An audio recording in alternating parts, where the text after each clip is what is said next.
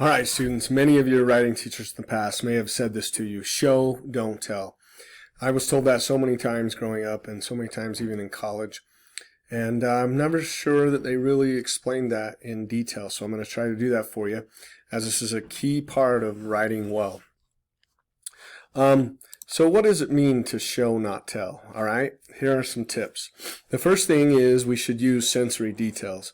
Okay, packing a scene with sensory details, sensory meaning our five senses, helps us to interact with the world. For example, rather than simply saying that a character is in New York, describe the light reflecting off the Hudson River or the towering colossus of the Statue of Liberty.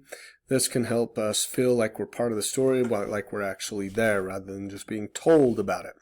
That's the first step of showing, not telling. Going along with what we were just learning about, dialogue is a natural way to convey details in a way that shows. So we're actually showing what the reader's saying, not saying that they said certain things, but actually having them say it. Really important to use good dialogue to help us show and not tell. Another way is to use strong verbs. So instead of saying said a lot, we might want to change those to boasted or lectured or quipped. Also saying how a person walked down the street, that might be okay, but were they drunk? Did they waddle down the street? Much more strong, much more descriptive in the words that we use. So we're actually being careful that we describe exactly what is happening. Okay? And verbs is really important, much better than adjectives or adverbs. Strong verbs, verbs that are more descriptive is key.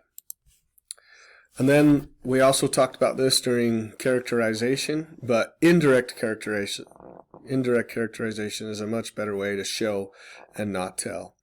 It's one thing to say Jane was a horrible girlfriend, but it would be much better to actually show, maybe have her screaming and yelling and throwing things at her boyfriend.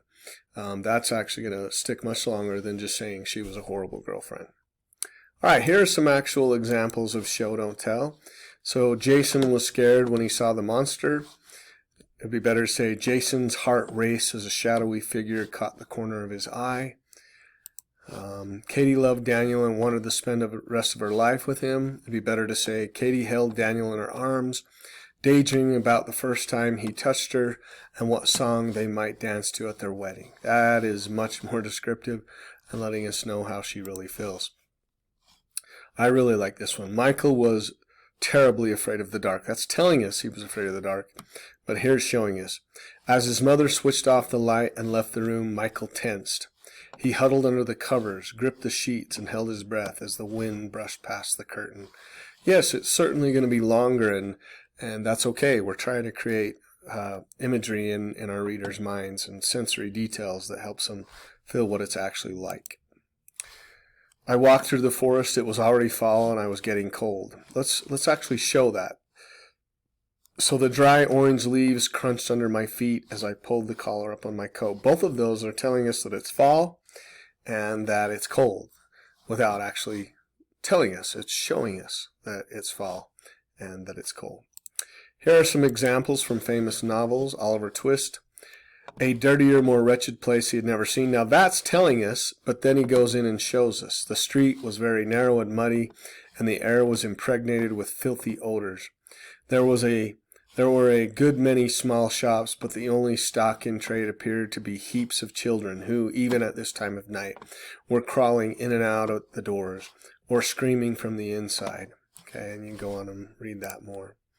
Here's one where Charlotte's Web, where the father is going to kill the little pig, which will be Charlotte, and she's upset about that. And these are all in the thing. There's a couple others. And of course, Stephen King, It. All of these are in the Google slide. You can go back and read those in detail. But that's just a lesson on showing and not telling.